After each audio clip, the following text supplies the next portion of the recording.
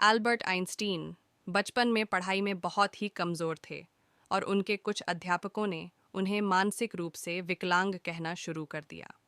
9 साल की उम्र तक वे बोलना नहीं जानते थे। वे प्रकृति और ब्रह्मांड से जुड़े नियमों से जुड़े रहस्यों के बारे में सोचा करते थे। उन्होंने 6 साल की उम्र में सारंगी बजाना शुरू किया और अपनी पूरी जिंदगी में इसे बजाना जारी रखा। ऑल्बर्ट जब 8 साल के हुए तो उसका एडमिशन लुइटपोल्ड जिम्नेजियम स्कूल में करा दिया गया। वर्तमान में इस स्कूल को ऑल्बर्ट आइंस्टीन जिम्नेजियम के नाम से जाना जाता है। 12 साल की उम्र में इन्होंने ज्यामिति की खोज की एवं उसका सजग और कुछ प्रमाण भी निकाला। 16 साल की उम्र में वे गणित के कठिन से कठिन हल को बड़ी आसानी से कर लेते थे। 1844 में ऑल्बर्ट के पिता की कंपनी ने म्यूनिक में बिजली सप्लाई करने के लिए बोली लगाई, लेकिन ये काम उन्हें मिल ना सका। उस समय उनके पास इतने पैसे भी नहीं थे कि वे डायरेक्ट करंट के उपकरणों को अल्टरनेटिव करंट में बदल सकें। इसी कारण उनकी कंपनी को बहुत भारी नुकसान झेलना पड़ा। ये नौबत आई कि उन्हें ये कंपनी को बंद तक करना पड़ा। अब उनके पास कोई पैसे का स्रोत नहीं था, इसीलिए नए व्यापार की तलाश में अल्बर्ट आइंस्टीन के परिवार को म्यूनिक छोड़कर इटली के शहर मिलान में शिफ्ट हो गए। आइंस्टीन ने बहुत कम उम्र से ही भौतिकी और गणित में उत्कृष्टता हासिल की और जल्द ही अपने से कई साल बड़े बच्चे की तरह गणितीय विशेषज्ञता हासिल कर ली। जब वह केवल 12 वर्ष के थे तब उन्होंने खुद को बीजगणित, कैलकुलस और यूक्लिडियन ज्यामिति पढ़ाना शुरू किया। उन्होंने इतनी तेजी से प्रगति की कि उन्होंने अपने 13वें जन्मदिन से पहले पाइथागोरस प्रमेय का एक मूल प्रमाण खोज लिया था। केवल 15 साल की उम्र में सन 1894 में ऑल्बर्ट ने अपना पहला रिसर्च पेपर को प्रकाशित किया, जिसका शीर्षक था on investigation on the state of ether in the magnetic field. सितंबर 1847 में ऑल्बर्ट ने सेकेंडरी स्कूल की पढ़ाई अच्छे अंकों के साथ पास की। फिर वो वहाँ से जुनिच वापस आ गए और ऑल्बर्ट ने फिर से फेडरल पॉलिटेक्निक में एंट्रेंस एग्ज़ाम दिया। इस बार उनका एडमिशन हो गया। आइंस्टीन की भावी पत्नी 20 वर्षीय सर्बियाई मिलेवा मैरिक ने भी उसी वर्ष पॉलिटेक्निक स्कूल में दाखिला लिया। वह शिक्षण डिप्लोमा पाठ्यक्रम के गणित और भौतिकी अनुभाग में 6 छात्रों में से एकमात्र महिला थीं। अगले कुछ वर्षों में आइंस्टीन और मैरिक की दोस्ती प्रेम में बदल गई और उन्होंने पाठ्येतर भौतिकी पर एक साथ बहस करने और किताबें पढ़ने में अनगिनत घंटे बिताए, जिसमें वे दोनों रुचि रखते थे।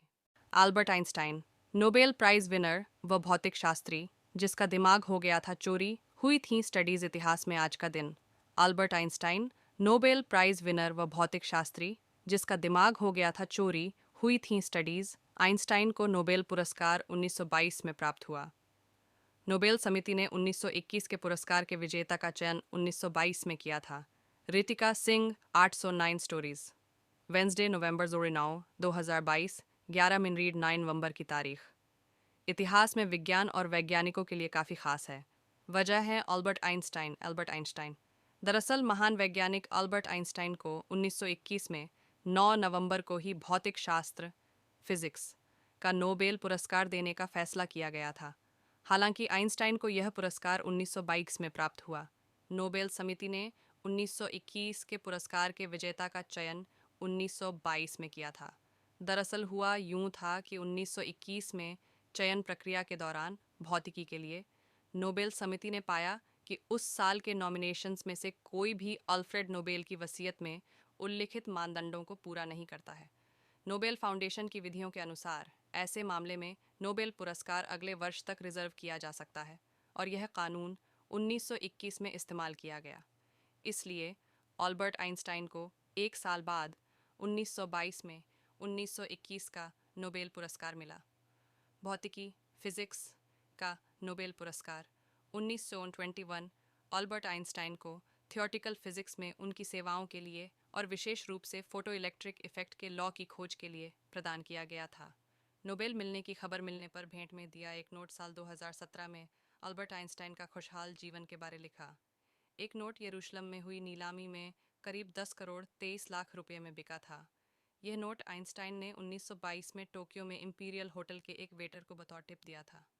बीबीसी की एक रिपोर्ट के मुताबिक हुआ यूं था कि उस वक्त आइंस्टाइन को पल भर पहले ही यह बताया गया था कि उन्होंने फिजिक्स में साल 2021 का नोबेल पुरस्कार जीता है। आइंस्टाइन जापान में लेक्चर देने आए थे। ये संदेश उन तक पहुंचाने वाले को आइंस्टाइन ने होटल के पैड पर लिखा एक नोट भेंट किया, क्योंकि उनके पास उसे बतौर इनाम देने के लिए कैश नहीं था। नोट देते हुए उन्होंने कहा था कि भविष्य में यह कागज़ का टुकड़ा बेशकीमती हो सकता है। उस नोट में जर्मन भाषा में एक वाक्य लिखा हुआ था, कामयाबी और उसके साथ आने वाली बेचैनी के बजाय एक शांत और विनम्र जीवन आपको अधिक खुशी देगा। 14 मार्च 1869 को जन्म दुनिया के अब तक के महानतम भौतिक शास्त्रियों में से एक आइंस्टाइन का जन्म 14 मार्च 1869 को जर्मनी के वुटेम्बर्ग में उल्म में हुआ था। 6 हफ्ते बाद परिवार म्यूनिक चला गया, जहां बाद में उन्होंने ल्यूटपोल्ड जिम्नेजियम में अपनी स्कूली शिक्षा शुरू की।